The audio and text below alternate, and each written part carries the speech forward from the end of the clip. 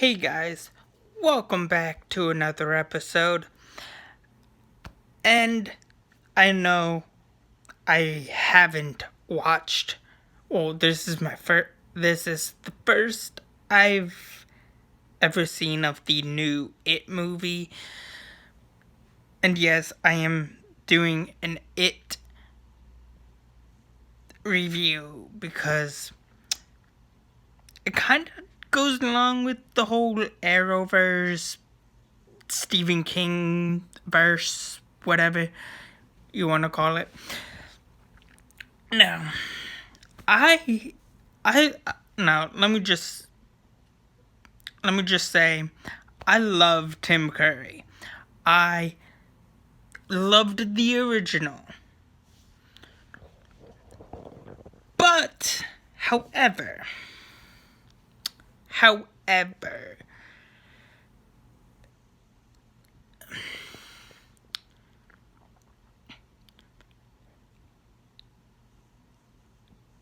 the original It movie needed a reboot.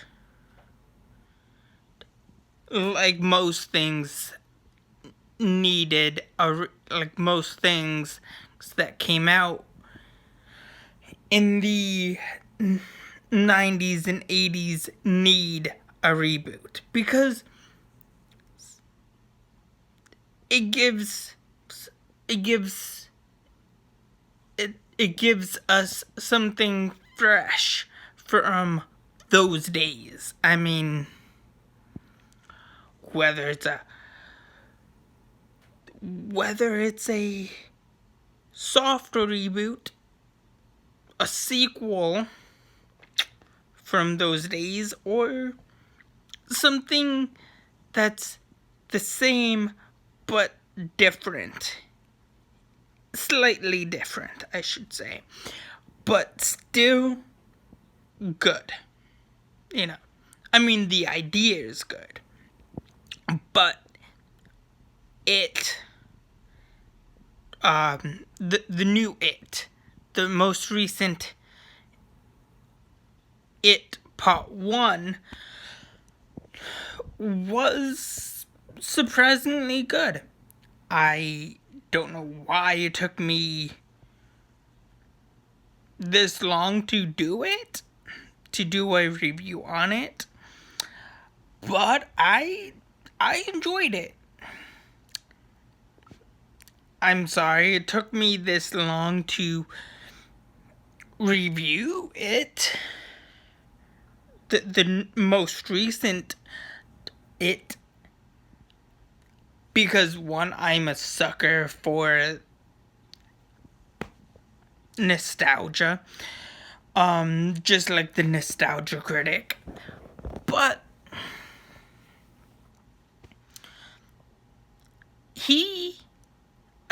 I'm pretty sure he did a review on the new It, which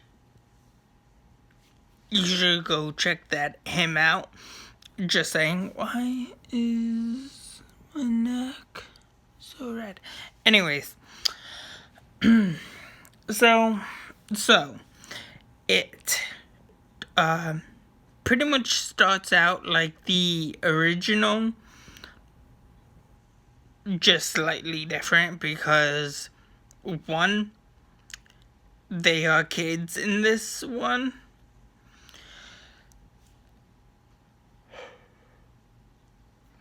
It doesn't go back and forth like the original 90s Tim Curry version did, which was nice. And I mean, yeah, it's good to they didn't really necessarily go back and forth in the original. I mean, it started out like the same, where Billy is making Georgie his boat, and Georgie comes in contact with it, and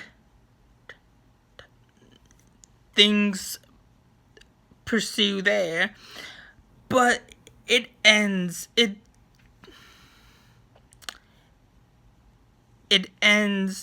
picks up directly that following week or the next month. I don't really remember how long ago it was that time passed from when Georgie dies. So, in the original and in this one.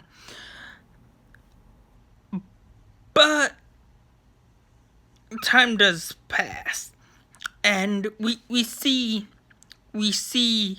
that play out throughout the whole entire summer. The summer of 1989, which, if you were a kid in those days, living in Derry, Maine, Godspeed. Like, I honestly don't know if Derry, Maine is a real place, but it definitely feels real. And besides, Stephen King is a freaking legend anyways. So why not watch a good Stephen King movie? I mean, his movies are good, not gonna lie. I love Stephen King.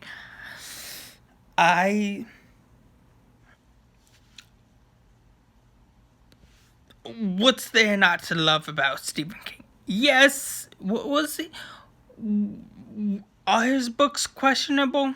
Yes, very questionable. Is he tripping on some? Is he on some things when he writes? I believe he is, because like Stephen King is just a legend, both in his books and his movies that are based on his books. Or the movies that are based on his books. But, I mean, it's Stephen King. What's there not to love about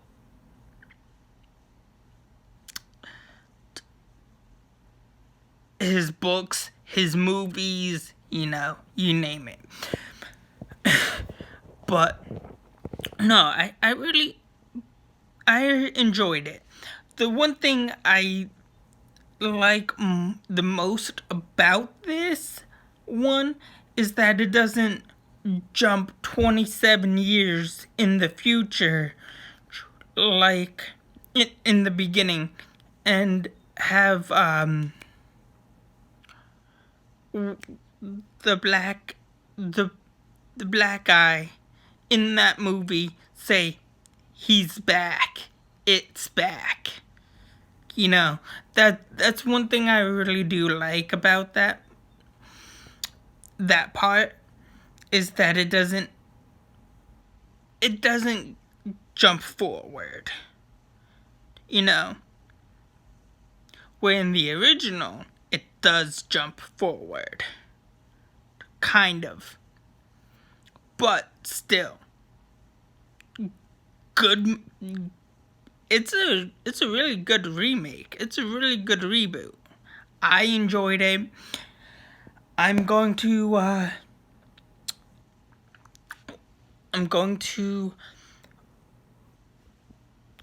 after this, I'm going to watch part 2 or chapter 2 of the new version and do another review on that.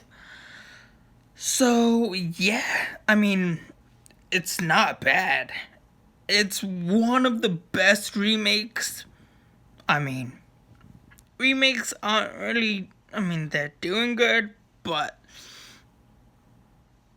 I don't know, I personally enjoyed it. I like it. I liked it, even though it took me, what, almost 4 or 5 years to watch the new It's, plural, because I haven't seen the second, the new second movie of it, so I'm doing that as well. Okay, so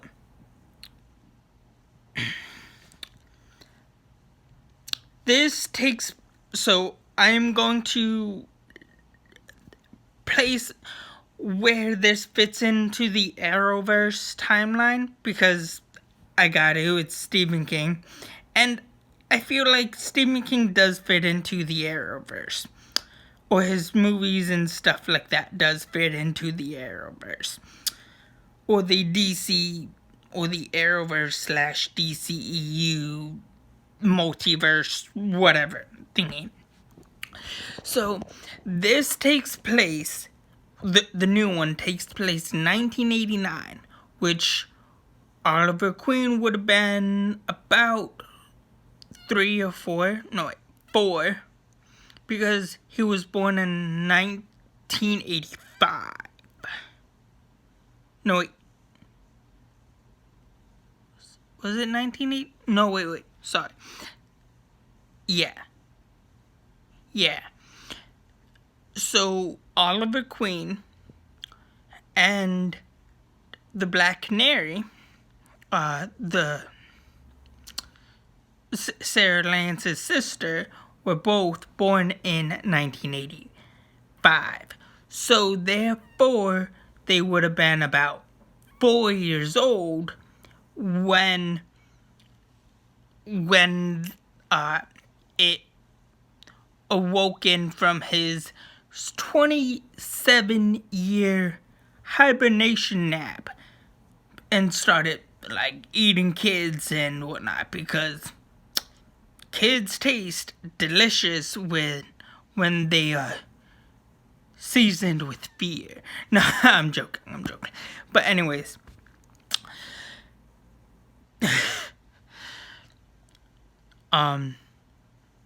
yeah. So it takes place when they were about 4 years old, and when the aliens in Roswell come out of their thing, their pods, their alien pods, and the younger years of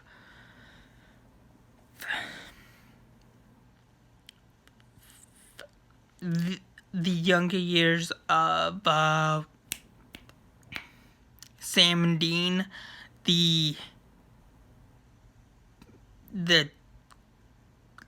kind of teenage years, the younger years, and the younger years of the original Charmed sisters, because that kind of fits in with the whole timeline. So it kind of works out. You got Charmed, the original Charmed sisters being born in the 70s and living through the 80s. You got Sam and Dean, born in the late 70s, early 80s, living through the 80s and into the 90s, and so on and so forth. You got little baby Oliver Queen, You got 6-year-old you got 6-year-old aliens in Arizona, and it does. Oh, and it on the other side of Maine, the most recent 27-year-old happenings gone, which was like 1982, I guess. So kind of makes sense. I believe that was the year in which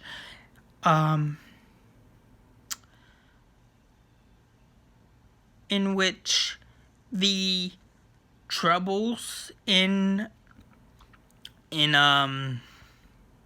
Stephen King's Haven show started, or was taking place. So that was going on, or that just ended. So makes sense that every 27 years within any Stephen King, I believe it's every 27 years or some, or less than that, people just start going crazy. Things happen in Stephen King's books and in movies. And why not? But honestly, good movie. A good reboot. Not a bad reboot, to be honest. And anyways, that's all I have for you guys so far. Please like, share, subscribe, and have a good day. Thanks. Bye.